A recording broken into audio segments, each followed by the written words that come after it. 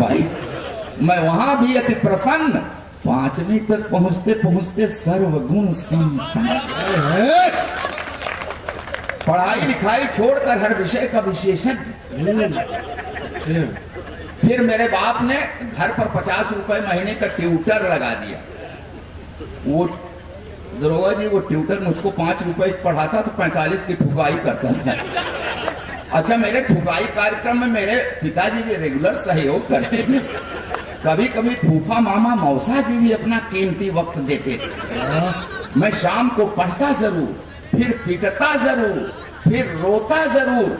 जिस रोज नहीं सुनते मेरा रोना, मोहल्ले वाले आके पूछते, आज बबुआ की तबीयत खराब है क्या? बहुत अच्छे।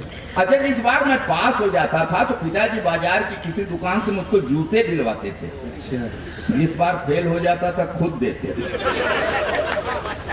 इसी तरह बाल लीलाएं दिखाते हुए मैं इंटरमीडिएट में पहुंच गया।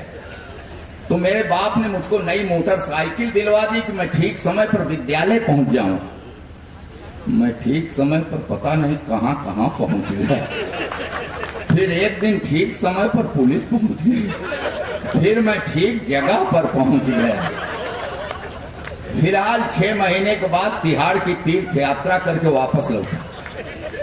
तो मेरे बाप ने कहा कि देख, तेरे अंदर सभी लक्षण उभर आए हैं, ऐसा कर कि अब तू कवि बन जा। तो आपने तो पढ़ा होगा कि वियोगी होगा पहला कवि, आह से उपजा होगा गान, आह से गान, आह से कविता निकलती है। आह कब निकलती है? जब पढ़ती है। मुझको अकेले देख के मत हंसिए, बिना पढ़े कोई कवि नहीं बनता। ये जितने हैं ना, सब पर पढ़ी है। और बताऊं आपको, जिस पर जैसी पढ़ी है वैसी उसकी कविता। जिन्हें बीबी ने पीटा करुण रस में गुनगुनाते, पिटे जो प्रेमिका से वो सभी श्रृंगार गाते, और जिन्हें पब्लिक ने पीटा बन गए वो वीर रस के कवि। जो थाने में पिटे हैं हास्य की कविता सुना। जहां मौका मिले मैं तो कहा करता हूं कि चलिए, आदेश जो हुआ है जी स्वागत। इस समय तो मैं कहीं भी जाता हूं तो आदेश का पालन ही करता हूं। और लोगों को क्या करूं, अपने मन की कुछ कर भी नहीं पाता। अच्छा, मन की करूं क्या? लिफाफा मिल जाए तो अपने मन की करूं। जब तक लिफाफा नहीं मिलता तब तक तो आदेश का पालन करना ही है। अच्छा, पत्रकार लोग भी अच्छे खासे तादाद में हैं, बड़ी अच्छी बात है। जो कुछ भूल चूक हो जाती है ये लोग दूसरे दिन अखबार में उसको ठीक ठाक कर देते हैं, बड़ा एहसान रहता है। एक जगह अशोक बेशरम ने कह दिया कि राधेश्याम भारती वास्तव में मनीषी हैं। दूसरे दिन अखबार में निकला राधेश्याम भारती वास्तव में मवेशी हैं।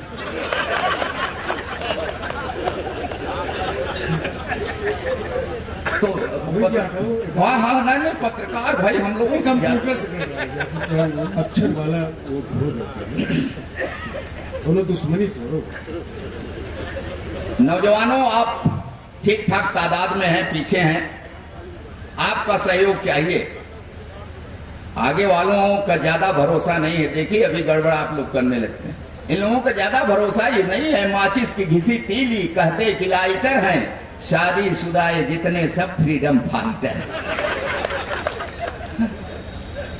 सब सताए हुए लोग हैं, सब सताए हुए लोग हैं। अरे क्या बताऊं, रोज नया एक एक जख्म यह हुआ है। आपन तो कहे खूब सुना, जब तू सुनावत है तो ये नहीं बाइन करते हैं। हम बताओ, एक वही बैठे रहिए कि रोज नया एक जख्म। सुनिए जी, रोज नया एक हम कैसी जिंदगी जी रहे हैं साहब। रोज नया है ना, रोज नया एक जख्म भरने भी नहीं देती। रोज नया एक जख्म।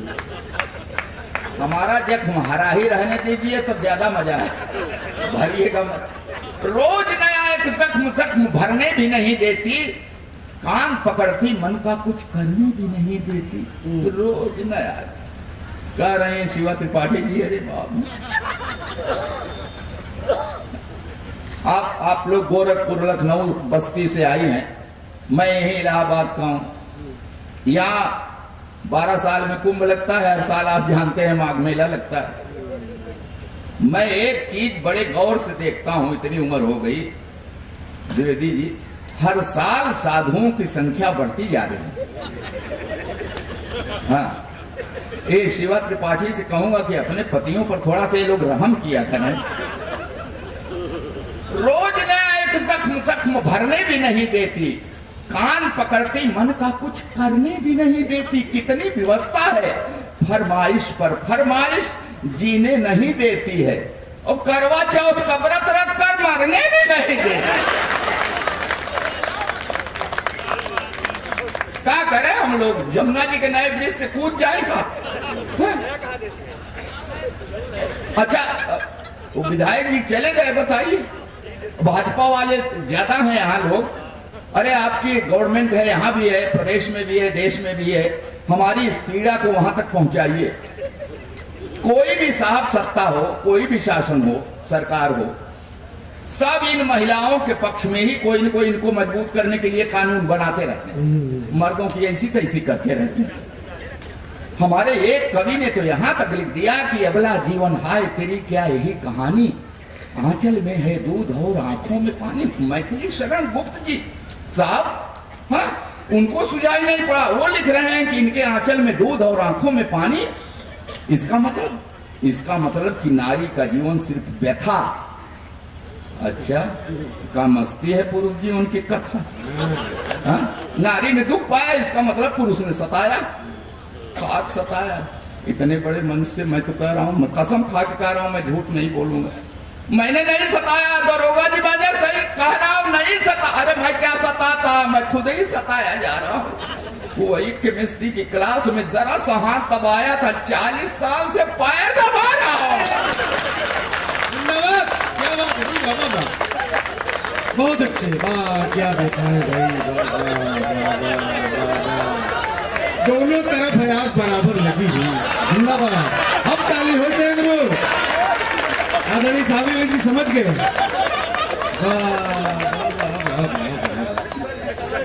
अब कविता के जवानी आई है गुरु। दबावा है गुरु। हमारी व्यथा पर आप लोग हंस रहे हैं। विदाई के समय रो रही थी, एकदम सच सच बता रहा हूं नौजवानों, कसम खा के जाना कि हमारी व्यथा सुन करके शादी नहीं करोगे, कसम खा लो, और अपने बाल बच्चों को भी ये समझा देना। विदाई के समय रोवत रही, विदाई के समय रो नहीं रही थी, फूट फूट कर रो रही थी। तो मैंने कसम लिया कि इसको कभी कष्ट नहीं दूंगा, हमेशा सुख में रखूंगा, तो धीरे धीरे अपने मायके को भूल जाएगी, नहीं रोएगी, चुप हो जाएगी। तब कहां पता था कि एक रोज रो रही है, जिंदगी भर मुझे रुलाएगी। मैं आपसे सच सच बता रहा हूं, मैंने कभी नजर मिला के उससे सर उठा करके बात नहीं किया। हाँ, बड़े अदब से हमेशा उसे निहारता हूं। उसके पैर के अंगूठे में हल्की सी ठोकर लग जाए, तुरंत बैठकर मुंह से फूंक मारता हूं। जब कभी उसका तेवर गरमाने लगता है, बिना सर्दी जुकाम मेरे गले में बलगम गड़गड़ाने लगता है। फिर भी जाने क्यों वो हमेशा मेरे ऊपर ऐंठती है। हे भगवान, ये भगवत पांडे जी बीवी को शादी में चाहे बाएं बैठा दें चाहे दाएं, बाद में तो सिर पर ही बैठती है।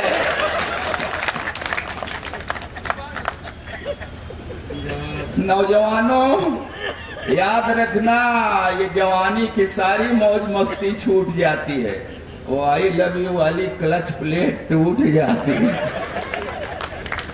नहीं, शक मत करिए, शक मत करिए, पढ़ी लिखी है, तब से लेकर आज तक हर रोज बिना नागा सवेरे रामायण पढ़ती है। अच्छा, दिन भर महाभारत करती है। जब जब बाजार गई उसे साड़ी का वही रंग पसंद आया जिसने मेरे चेहरे का रंग उड़ाया। चोरी करूं, बेईमानी करूं, कहीं से लाऊं, ला के रख दूं हाथ पर गड्डी, चाहकने लगती है। प्यार का ओवरफ्लो, सैया सैया दिया को भैया भैया कहने लगती। जिस दिन नहीं पाती पैसा इसी नजरों से देखती जिसे चबा जाएगी कच्चा। कहती ऐसे निकम्मे पति से तो प्रेत अच्छा। मैं खाते वक्त अक्सर अचार मांगता हूँ, खाते वक्त अक्सर अचार मांगता हूँ। अब क्या करूं जब देखता हूँ उसकी भौं तनी है, कहाँ हिम्मत पड़ती है कह दूं कि सब्जी ठीक नहीं बनी। एक दिन रोटी कड़ी थी, मेरे 2 दांत टूट गए। नहीं, रोटी कड़ी थी, कड़ी रोटी के खाने से दांत नहीं टूटे। कह दिया था कड़ी है। बेलन के हवाई हमले से मेरी रूह हिल गई। उसी दिन से मुझे दिव्य दृष्टि मिल गई। अब वो मुझे गधा कहती है तो हाँ मैं सिर हिलाता हूं, वो एक शब्द बोलती है मैं पूरा पैराग्राफ समझ जाता हूं। मैंने 2 विश्वविद्यालयों से डिग्रियां ली हैं साहब, एकदम सच बोल रहा हूं, सच बोल रहा हूं। मैंने 2 विश्वविद्यालयों से डिग्रियां ली हैं, मगर इस बात का भी उसके ऊपर कहां असर पड़ता है। कहती है बछड़ा भले 2 गायों का दूध पिए, बड़ा होके बैल ही बनता है। अच्छा, चावल में अक्सर कंकड़, तो मैं कहता हूं अरे भाग्यवान, उस भगवान ने तुझे 2 बड़ी आंखें दी हैं, ये चावल के कंकड़ बीन लिया करो जी। तो कहती है उसी भगवान ने तुम्हें भी तो 32 दांत दिए, चावल के कंकड़ फोड़ लिया करो जी। अब क्या करूं साहब, आज भी हर रोज उससे कोई न कोई शऊर सीख रहा हूं। आंख कान मूंद कर ट्रॉली खींच रहा हूं। बहुत अच्छे, एक बार ताली बजाइए। बहुत कहीं से मैं शुरू करूं, कोई कविता सुनाऊं, आपको हंसाऊं, गुदगुदाऊं, लेकिन कुछ संदेश कहने के लिए मैं कविता की रचना करता हूं। हाँ साहब, आज भी हर रोज उससे मैं कोई न कोई शऊर सीख रहा हूं। आंख कान मूंद कर ट्रॉली खींच रहा हूं, लेकिन खुश हूं क्योंकि मैं जानता हूं बेशक वो मुझसे लड़ती है, झगड़ती है, मगर मुझे हल्का सा बुखार भी आ जाए तो मेरी कुशलता के लिए तुलसी के नीचे दिया धरती।